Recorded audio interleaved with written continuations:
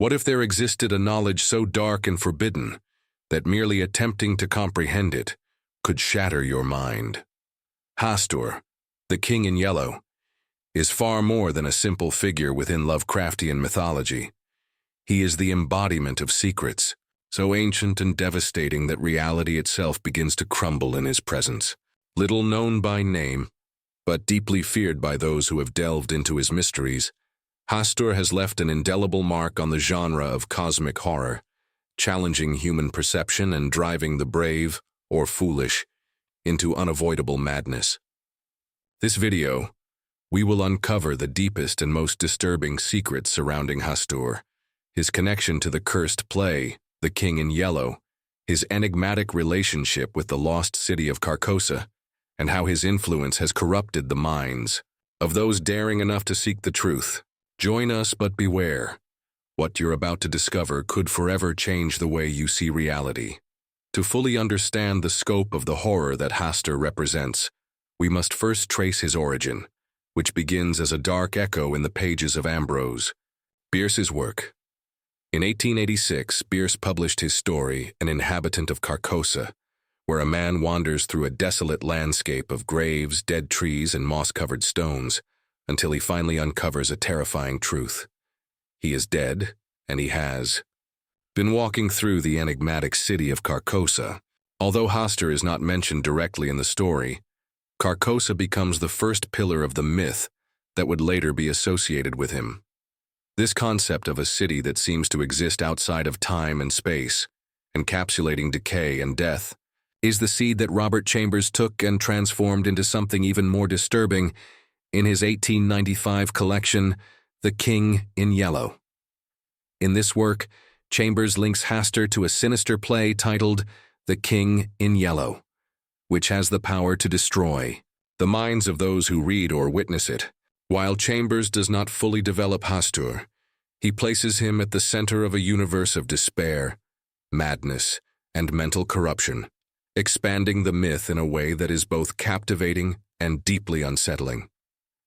It is within these stories that the King in Yellow and Carcosa intertwine, creating the foundation for what Hastur would eventually become, an entity that personifies the complete loss of control over reality, a symbol of cosmic decay. What began as a whisper in Bierce's work becomes, in Chambers' hands, the core of a disturbing mythology that has deeply permeated the essence of cosmic horror. With the appearance of Hastur and Carcosa in the stories of Ambrose Bierce, Robert Chambers takes these elements and gives them an even more sinister twist by introducing The King in Yellow, a play that not only forms part of the narrative, but becomes a devastating artifact of power. The King in Yellow is not just any theatrical piece, it is the channel through which Hastur exerts his influence, shattering the minds of those who dare to read or witness it. This play is the heart of Hastur's myth, no longer just a forgotten god or a distant figure, but a tangible force capable of corrupting reality itself. Those who fall under its spell not only lose their grip on what is real, but also on who they are. Chambers takes us beyond the simple reference to cosmic horror. He plunges us into a spiral of madness, where identity and reason disintegrate. But what makes The King in Yellow so feared? What deep secrets does this play hold that destroys anyone who tries to understand it?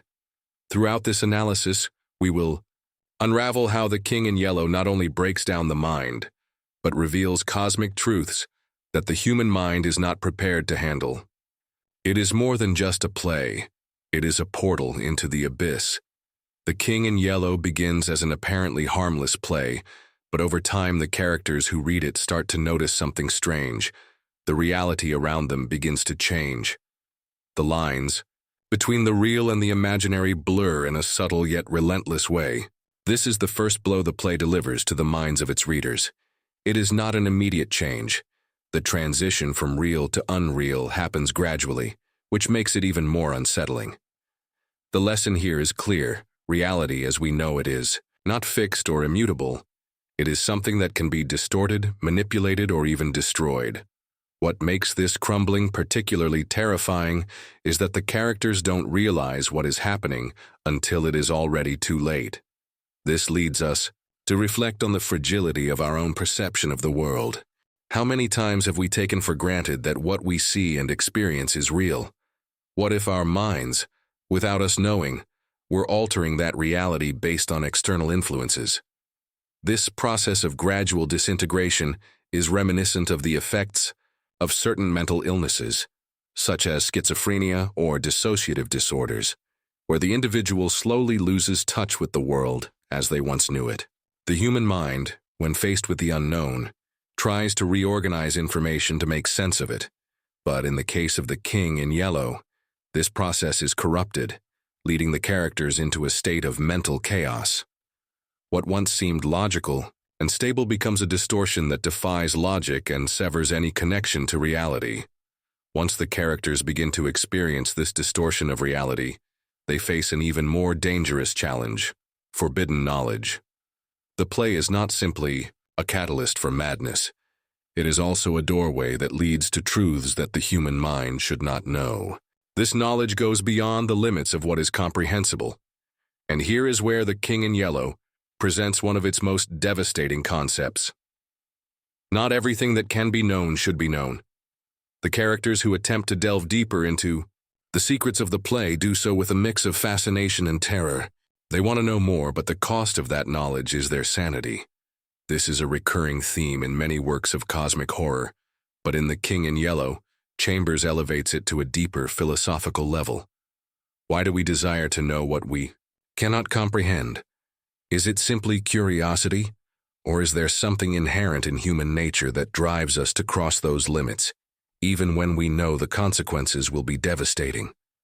This drive toward the forbidden reflects our human nature.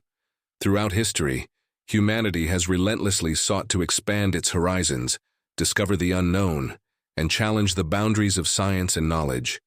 But the King in Yellow reminds us that not all knowledge leads to enlightenment. Some secrets are meant to destroy us. The characters trying to comprehend the incomprehensible find themselves trapped in a cycle of self-destruction.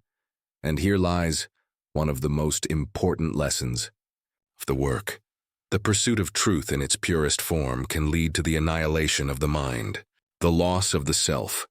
As the characters delve deeper into the King in Yellow, they not only lose their sense of reality, but also something even more fundamental: their identity. This is one of the darkest teachings of the play, the collapse of individual identity. As they confront the cosmic truths the play reveals, the characters stop recognizing themselves. What was once a coherent self, defined by experiences and memories, dissolves into a cloud of confusion. Human identity is intrinsically tied to the stability of our perception of the world. We define ourselves in relation to our environment, our relationships, and our history. However, when these foundations begin to crumble, so does our identity. The characters in The King in Yellow experience a fragmentation of their sense of self, as the truths they discover are too vast, too overwhelming, to be integrated into their psyche. The collapse of identity is one of the most terrifying aspects of the play, because it suggests that what we are as individuals is built on an unstable foundation. If reality can crumble, then identity, which depends on that reality, is also constantly at risk of collapsing. The lesson here is disturbing. We are not as solid as we believe. Our notion of self is fragile and can disintegrate when faced with forces that transcend our understanding. As the characters plunge deeper into The King in Yellow, it becomes clear that there is no escape. Once the play has started to unravel the reality and identity of its readers, it traps them in a cycle of madness that repeats endlessly. No matter how much they try to escape or fight the effects of the play, they are doomed to repeat this cycle over and over again.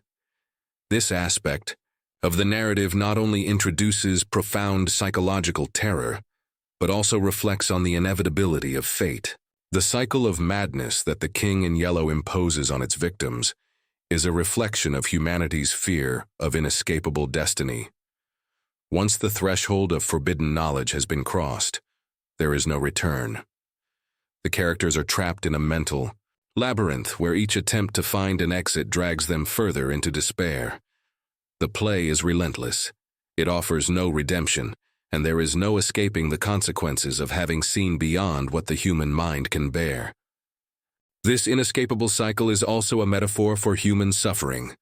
In many ways, the King in Yellow reminds us that certain paths in life, certain thresholds of knowledge, cannot be undone. Once the door to madness has been opened, the mind can no longer return to its previous state of ignorance. This concept deeply resonates with the human experience of trauma and suffering.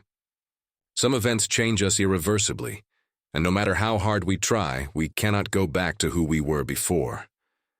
A final crucial element of the King in Yellow is the city of Carcosa, which serves as a symbol of the inevitable decay of what was once glorious.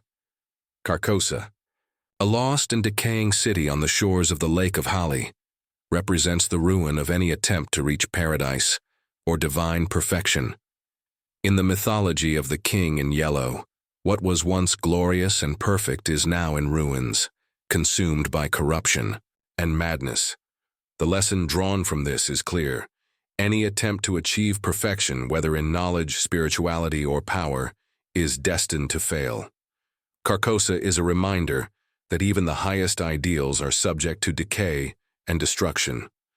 In the universe of the King in Yellow, there is no perfect paradise. Everything that was once beautiful and orderly inevitably crumbles under the weight of chaos. The characters seeking answers in Carcosa find no enlightenment, only despair. Instead of discovering a place of ultimate truth or salvation, they find themselves trapped in a broken city, a distorted reflection of their own crumbling minds. This is one of the most devastating concepts of the work, the idea that no matter how noble our pursuit of truth or perfection may be, we are doomed to fail. The journey through the story of The King in Yellow is not only a descent into madness, but a confrontation with the depths of our own existence. This being, cloaked in mysterious robes and wearing a pale mask, symbolizes humanity's deepest fears. The loss of reality, the despair in the face of the incomprehensible, and the sense of powerlessness before forces beyond our control. However, while The King in Yellow embodies these terrors, the story offers us something beyond the darkness. Facing what we do not understand is part of our nature, and though forbidden knowledge and hidden secrets can be dangerous, they also drive us to grow. The terror this figure generates is a reminder that fear and uncertainty will always be present, but our ability to choose how we react to them is what truly defines us. Ultimately, the lesson we can draw is not one of despair, but of resilience. The King in Yellow challenges us to look beyond the visible, to accept that the world is full of mysteries we will not always understand, but that we have the strength to endure. By doing so, we find power within ourselves, not by avoiding fear, but by facing it and continuing forward. Through chaos, madness, and uncertainty, there lies the opportunity to transcend our limitations, uncover new truths, and build a path toward the light. If you liked this analysis and are interested in continuing to explore the darker and deeper side of esotericism, be sure to like and subscribe to the channel. We're always unraveling hidden mysteries and covering topics you won't find anywhere else. And activate the bell so you don't miss anything. More videos full of forbidden secrets, disturbing stories, and knowledge that challenges everything you think you know are coming. See you on the next journey into the mystery.